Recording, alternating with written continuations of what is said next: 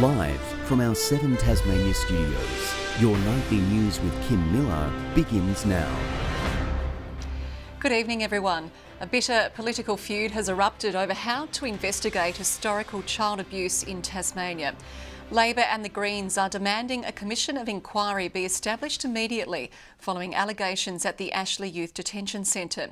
The government is denying accusations of a cover-up or secrecy over its handling of the claims. Everyone wants answers. No stone will be left unturned. No stone should be left unturned. They just disagree on how to find them. We would never do a cover-up. We're about exposing the truth where people have broken the law. If there's nothing to cover up and there's nothing to hide, then let's get this done properly. 3 people have been stood down at the Ashley Youth Detention Centre following claims of historical child sex abuse.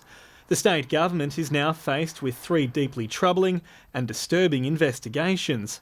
Among them, historical abuse at the Education Department, the Health Department, which employed alleged pedophile nurse James Griffin, and now Justice. Labor and the Greens say it's time for a broad commission of inquiry.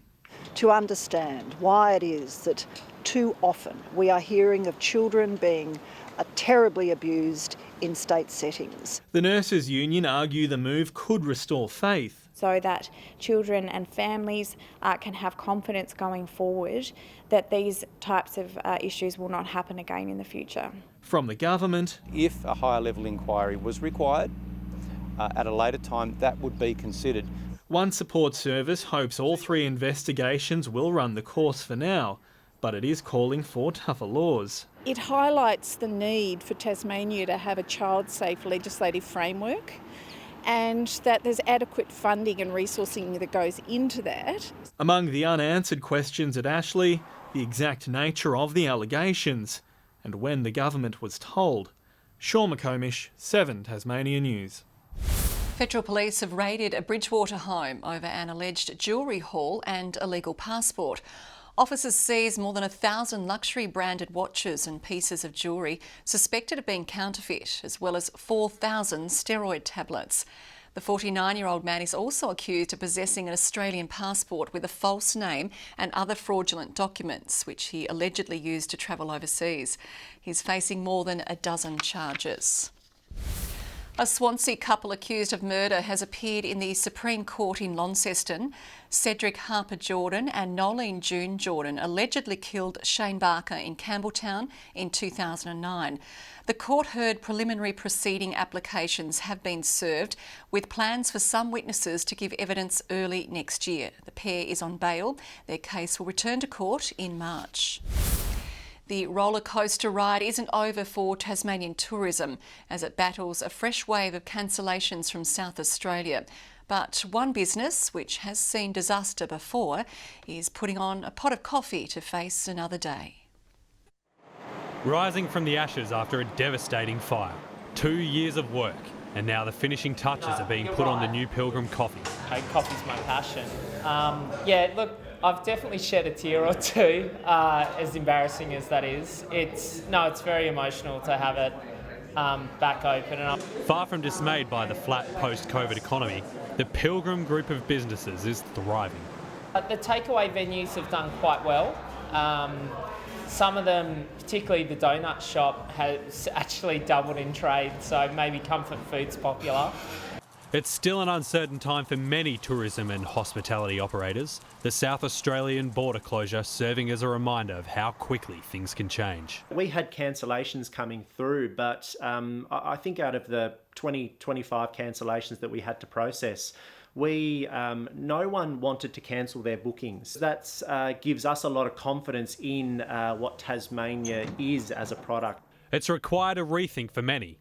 Glamping tents and a day spa are helping this vineyard attract locals. For the last 4 years, we've been mostly 80% of our customers would have been interstate. We've been blown away, really, by the amount of support we've had since we opened back up, or since Tasmania opened back up. Tasmanians have had the chance to enjoy our tourist gems on our own for the past 7 months, and now our favourites have been announced, with Swinging Gate Vineyard taking out top gong in the north. It's a converted tractor shed. So it's fairly rustic, so it has a fairly relaxed atmosphere, and we've kept it that way. And we do a lot of different style wines. It's part of the Tourism Industry Council of Tasmania's list of top 10 tourist sites in each region. In the south, it was a popular cruise company. It particularly means a lot because it's been Tasmanians that have been travelling with us the last few months, and they have really been getting out and experiencing all we've had to offer and discovering their own backyard. Entertaining guests, now a crucial part of the recovery. Josh Duggan, 7 Tasmanian News. Eclectic Arts Festival Foma has given the first glimpse into next year's revamped program at both ends of the state. One popular event mainstay has been scrapped due to coronavirus restrictions. Instead, dozens of venues will host small-scale displays. Foma's centrepiece, next year not taking centre stage. Festival Hub is a thing of the past. A haven for music lovers deemed too unsafe in the current climate. Organisers will instead spread the program across a range of venues. Some of the venues will have larger amounts of people than others, but we're intentionally spreading the festival around. One spot sure to draw in a crowd is Launceston's Cataract Gorge, the backdrop for Aqua Luma, a world premiere project by audio-visual composer Robin Fox. I think the people will get behind it, want to come out and want to socialise and to do it in the right, safe way. Think this combined with water. Geysers of water spouting and with laser show on those. This year's revamped festival will also return to its roots, Hobart as well as Launceston. This abandoned warehouse a blank canvas for an eccentric exhibition. We have quite an array of different works, things from video artworks, installations to sculptural installations. Amid the backdrop of a global pandemic, organisers felt compelled to press ahead with Foma, not only for the fans but for the artists, some of the worst financially hit by the virus. And also chomping at the bit to get some creativity out there into the world. Garth Burley, 7 Tasmanian News. With a little over a month until Christmas, the festive season is nearly upon us, but celebrations will look very different this year. Despite some events already being cancelled, there will still be plenty of entertainment across the state. In Hobart, it's beginning to look a lot like Christmas, but it won't quite be the same as previous years. I think the spirit of Christmas and the creativity and Christmas cheer will still be there in spades. Some family favourites already cancelled, including Christmas pageants, but performers from the North Pole will still be bringing fun to the CBD. I'll be out this weekend, so I'll be out around town, prancing around in the city on Saturday. It's been a rough year, and I think people need a little bit of a nice pick-me-up at the end, and this could be it. There'll also be 5 block parties around the city. They are a bit of an experiment. There's something new, and they're very much driven by the local traders in an area working with community groups. While the Mawson Place Christmas tree will be lit up from tonight, there won't be a formal lighting in Hobart or in Launceston. So instead of having the usual one-night lighting of the Christmas tree event, it's made us think outside the box this year. So instead of that one night, we've got 5 weeks full of entertainment. The Love Lonnie Sights and Sounds program will see musicians and artists take to the street. The public invited to pick their favourite display. And we're getting the public to vote, so there's great prizes to be won. We're encouraging everyone to come out and have a look at the Christmas windows displays in the city. Traditional Santa photos can still go ahead. Children won't be able to sit near him, but luckily present requests can still be made. Spreading the Christmas spirit while staying COVID safe. Meg Sides, 7 Tasmanian News. If you have a big heart or you're chasing a bargain, this story might be for you. Hobart City Mission will tomorrow open its new super-sized op shop at Moona. The former Paul's Warehouse site is now filled with more than 20,000 clothing items and goods. 2.5 weeks ago, this space was empty, so completely empty, a shell. So, we've put in many hours across the last 2.5 weeks to get us there. We do expect to see an increase in the number of people who need to buy good quality second-hand clothing because they literally can't afford to buy new product. The charity is now on the hunt for extra volunteers to help run the shop and, of course, quality donations. A group of Tassie nanas protesting against the treatment of refugees in Australia is celebrating 5 years of action. Every Friday, except at the height of the pandemic, rain, hail or shine, this group of grandmas is set up in Hobart's Elizabeth Street Mall. Together they help educate the public and knit items to raise money, so far collecting more than $40,000 for the cause.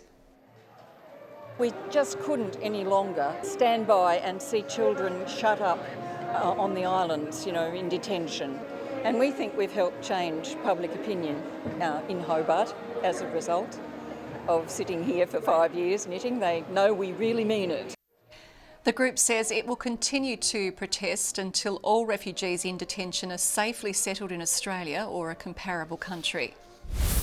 After a 20-year fight from Tasmanian truck drivers, the state government will create a number of new heavy vehicle rest areas.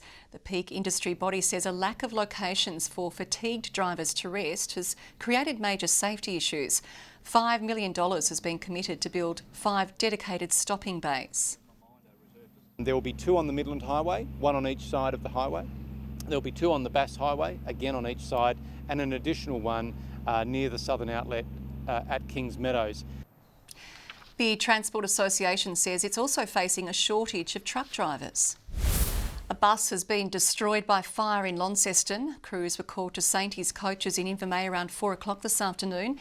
Investigators say the vehicle reversed onto some bark which ignited and set the bus alight. Around $90,000 worth of damage was caused. David Noble has been appointed as senior coach of North Melbourne. The former player started his career in Tasmania and was part of 2 North Hobart premiership sides in the late 80s. He leaves his post as a general manager of football at the Brisbane Lions to take up the new coaching role. The Hobart Hurricanes have pulled off a major coup, luring an international star for the upcoming BBL. Nepalese spin bowler Sandeep Lamashane has defected from Melbourne Stars and will pull on the purple this season. The 20-year-old most recently played for Ricky Ponting's Delhi Capitals in the IPL.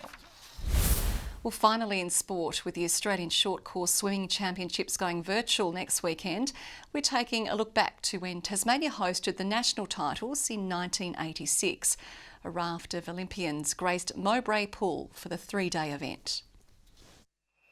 If today's short course titles demand pools with at least 10 lanes, the fact Mowbray's 6-lane, 25-metre pool made the cut in 1986 shows just how much standards have changed. Someone who made the pool their own was Donna Proctor of New South Wales. Goes into touch, and there she is, Proctor first. Claiming an incredible 5 gold medals before going on to swim at the 1988 Seoul Olympics. Martin Davies set a new national record in the 50-metre backstroke, even with a turn, while Western Australia's Thomas Stakovich was among the best of the men, winning 2 golds. Stakovich, though, is rising to the occasion in lane 2. Stakovich, I think, is just in front. Yes, Stakovich.